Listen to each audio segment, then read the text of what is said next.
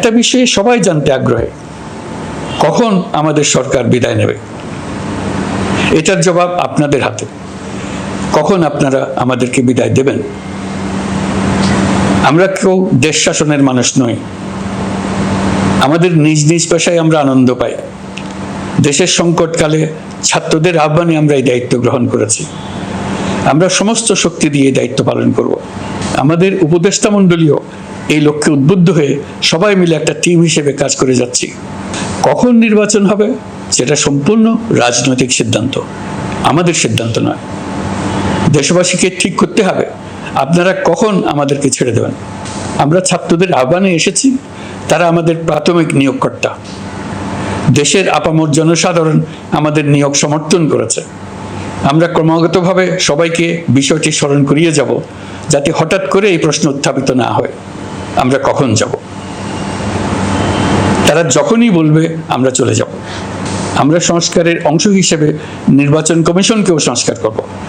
কমিশনকে যে কোনো সময় আদর্শ নির্বাচনের জন্য প্রস্তুত রাখব। আমরা বিভিন্ন সংস্কারের কাজ শুরু করেছি।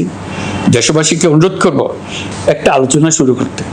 আমরা সর্বনিম্ন কি কি কাজ সম্পূর্ণ করে যাব, কি কি কাজ মোটামুটি করে গেলে হবে। এই আলোচনার মাধ্যমে আমরা একটা দিক নির্দেশনা পেতে পারি।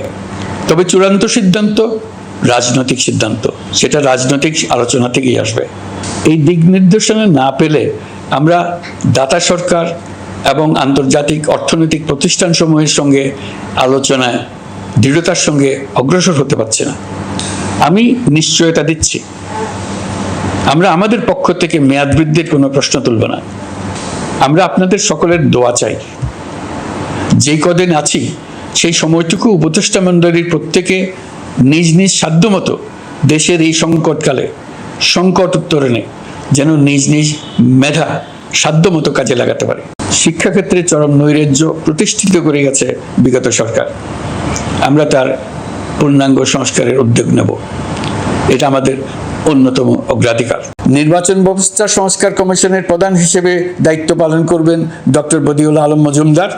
পুলিশ প্রশাসন সংস্কার কমিশনের প্রধান হিসেবে কাজ করবেন জনাব সরফরাজ চৌধুরী। বিচার বিভাগ সংস্কার কমিশনের প্রধান হিসেবে দায়িত্ব পালন করবেন বিচারপতি শাহ আবু নাঈম মমিনুর রহমান।